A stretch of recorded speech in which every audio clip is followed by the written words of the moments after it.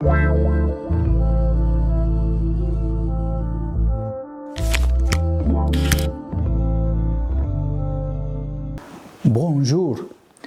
En ce jour, nous commémorons la fête de Saint Médard, évêque de Noyon. Certains de ces miracles ont aidé des voleurs qui, justement, les volaient. Et peut-être cette générosité de ces saints a-t-elle inspiré l'écrivain Victor Hugo pour son Monseigneur Myriel dans Les Misérables. Médard vit au XVIe siècle. Il est le fils de l'un des conquérants francs de la Gaule, devient évêque de l'actuel Saint-Quentin et meurt dans l'année 561. Comme pilule, louons Dieu en contemplant son œuvre.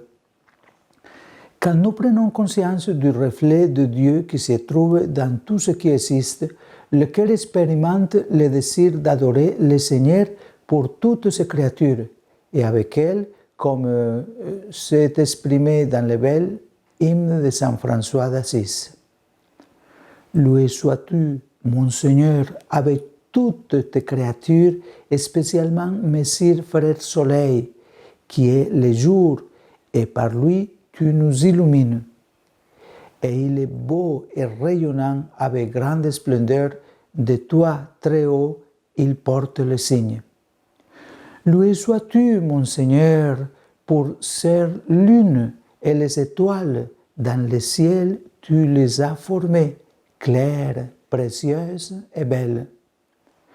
Loué sois-tu, mon Seigneur, pour frère vent, et pour l'air et le nuage et le ciel serein et tout le temps, par lesquels à tes créatures tu donnes soutien.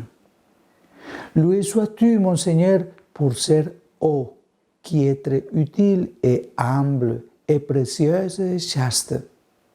Loué sois-tu, mon Seigneur, pour frère feu, par lequel tu illumines la nuit, et il est beau et joyeux, et robuste et fort. Jusqu'ici, une partie de cet hymne de Saint François pour les créatures. Les évêques de Brésil ont souligné que toute la nature, en plus de manifester Dieu, est un lieu de sa présence. En toute créature habite son esprit vivifiant qui nous appelle à une relation avec lui. La découverte de cette présence stimule en nous le développement des vertus écologiques. Mais en disant cela, n'oublions pas qu'il y a aussi une distance infinie entre la nature et le Créateur, et que les choses de ce monde ne possèdent pas la plénitude de Dieu. Autrement, nous ne ferions pas de bien aux créatures, parce que nous ne reconnaîtrons pas leur vraie et propre place, et nous finirons par exiger d'elles en humain ce que, en leur petitesse, elles ne peuvent pas nous donner. Bonne journée à vous tous.